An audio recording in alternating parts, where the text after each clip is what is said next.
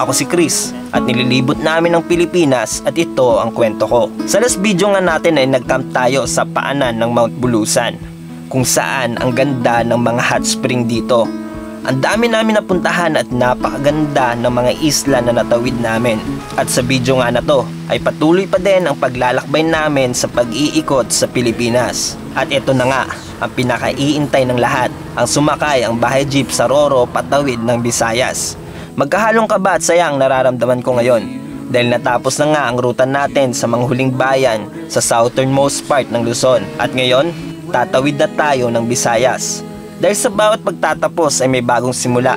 Kaya tara, samahan nyo kami sa pag-iikot natin at sa pagtawid namin sa Visayas. At ito ang mga ganap dito.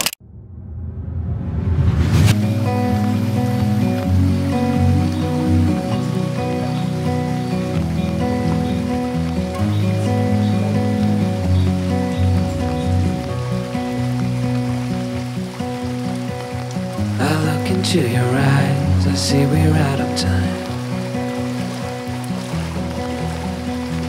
I guess no one's to blame, nobody crossed the line. Nandito pa rin kami sa spot natin, pero ilang araw siguro aalis na rin kami dito. Tinatapos lang namin yung iba naming edit. Magto 2 weeks na kami dito at kailangan na namin umalis, kaya ine-enjoy ko muna yung lugar kasi ang ganda ng lugar. And syempre, mabibisi din tayo sa mga gagawin natin sa susunod. Kaya habang may moment ako, may pagkakataon ako, ginagawa ko na yung mga bagay na yan. Katulad nito ngayon, nagkaroon ako ng konting break time, kaya ina-enjoy ko muna yung sarili ko kasi masyado na akong, hindi naman ako nape-pressure, pero masyado akong, dami kong iniisip at gusto ko lang parang i-restart. Gusto ko lang i-restart yung iniisip ko ngayon. At medyo nag-overthink lang ako, may mga naiisip akong kung ano-ano, may mga bagay akong hindi ko maintindihan minsan sa sarili ko, pero pag masyado tayong nag-iisip, wala din naman mangyayari kung masyado natin iniisip. Kaya mas maganda, gawin na lang natin, subukan natin gawin, subukan natin i-try. Kasi wala namang masama na sumubok. Ang masama at ang hindi maganda, yung hindi mo sinubukan. Mas maganda pa rin yung sinubukan natin. Hindi ko alam kung saan kami papunta, pero ang alam ko, papunta na kami Visayas at ilang araw na lang.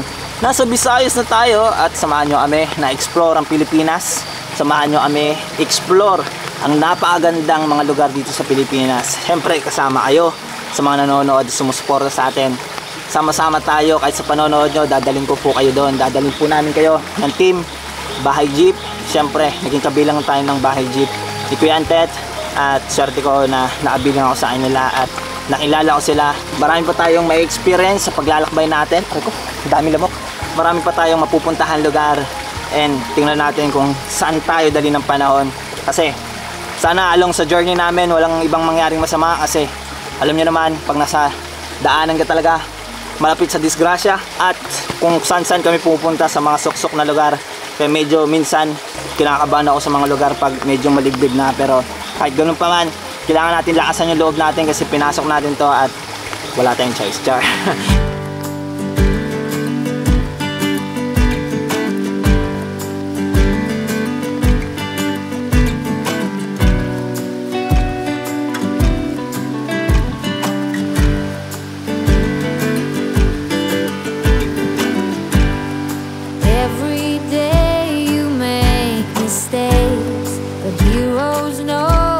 What it takes to find themselves, to save a friend, discover truth. Umalis na nga kami at patuloy pa din ang paghahanap natin ng mga bagong spot.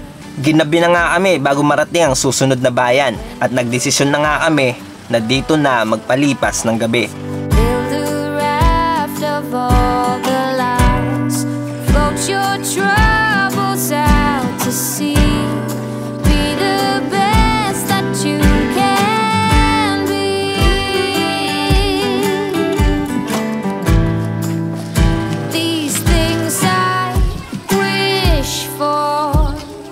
At paggising nga namin ay lumipat na tayo ulit. Palapit na nga tayo ng palapit bago marating ang pinakadulong parte ng Luzon para matawid ang Visayas.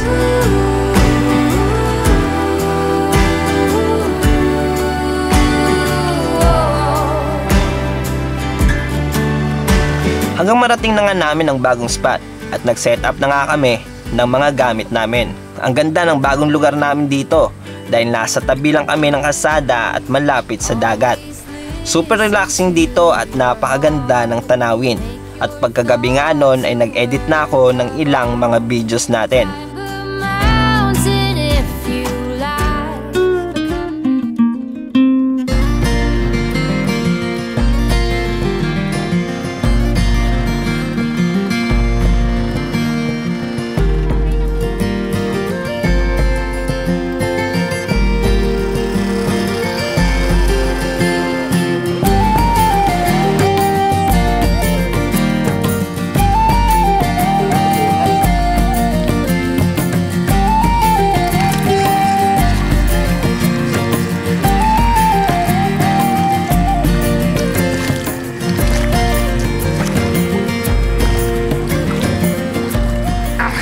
Ganda ng buhok ngayon ah. Pogi ah. Sige na, ligo ka na dyan. Pwede na. Ligo nga.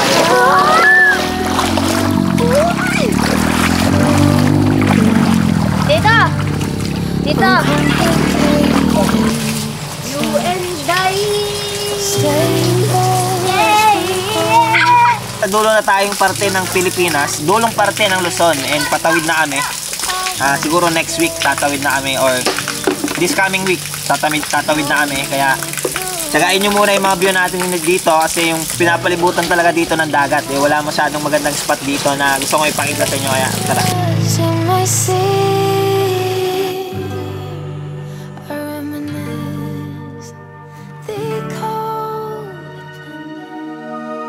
Saan po galing yan? Ano ba Sa bubong na mo? Sa bubong. Oo. ang research na mo, place of origin, Australia. Critically endangered, turnover sa DA. Ito turnover sa DA. DA na. Kita kaya nagkuha ang bagaan na ba niya. Nagkaano na na nyo? Ang kuto nga eh. Kuto? Ayun, yan. Oo. Sana si Daniel? Oh, malayog na Ay yan. na, nakikay kong lumayan po tayo na sa ano. Turn over niyo po sa atin. Sa DNR. Yan ang ano. Christmas Island. Oh, place of origin, ano, Australia.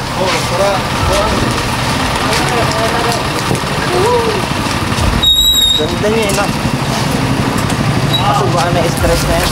Oh, stress. Siguro kagabi kayo makusugunan rin. Ay, kagabi lang po.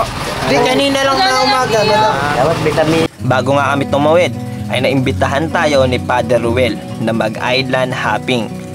Ang dami naming napuntahan pero ang pinaka-highlights dito ay ang pagpapakain namin at paglangoy kasama ang naglalakihang mga isda. Super nakakatuwa na makita to dahil first time ko din na ma-experience ang ganito. Kaya super nakaka-enjoy talaga ang maligo dito.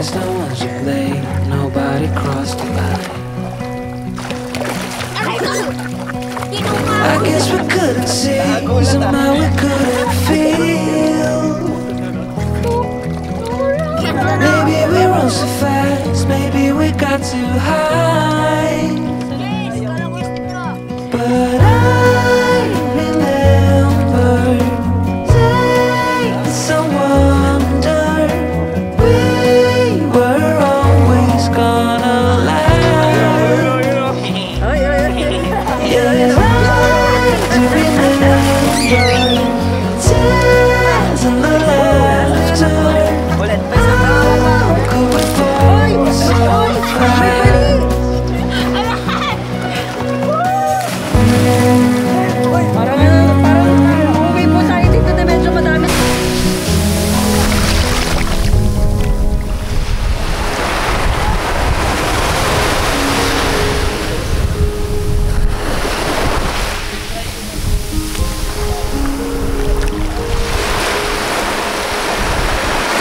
Grabe guys, ang ganda dito. Parang Boracay. Dito guys, parang Boracay na. Kasi tingnan nyo naman. Oh, tingnan ko gaano kalinaw yan. Para talagang nasa Boracay. At uwi na kami. At na-enjoy talaga namin dito sobra. At napakaganda dito. At bago kami mag-Visayas guys, ito yung napuntahan natin. Bago mag-Visayas. At napakaganda yung napuntahan natin ngayon. Kung makikita nyo naman yan. Siyempre, Kasama sila Kuya Antet. Yan, nagtatakbo si Kuya Antet. Tingnan nyo naman kung gaano aganda dito. At para talagang nasa Boracay. Literal na parang Boracay. At ang maganda pa dito, hindi to masyado napupuntahan ng tao. Hindi katulad ng Boracay, medyo laspag na. Pero dito, kung pupunta kayo dito sa Matnog, puntahan nyo to kung mag-island hopping kayo kasi napakaganda. Yung white sand, parang pulbos din, parang sa Boracay din. Kaya puntahan nyo to guys, di kayo magsisisi, napakaganda talaga. Bago pa nga kami umuwi ay umulan ng malakas, pero imbis matakot ay in-enjoy namin ang ulan. Ganun lang dapat sa buhay.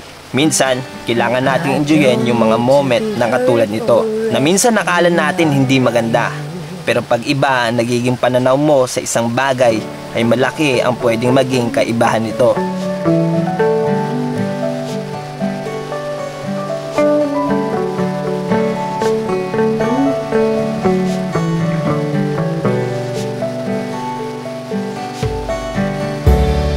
Not so close, you're eating my space. Don't inhale so much, you're choking me. Oh, you think you know At ito na nga, tatawid na kami at natapos na din ang biyahe natin dito sa huling bayan ng Luzon. Pero hindi ibig sabihin na titigil na kami. Dahil pasimula pa lang ang biyahe natin sa Visayas at madami pa tayong pupuntahan. Dahil iikutin natin ang napakagandang mga lugar sa Pilipinas.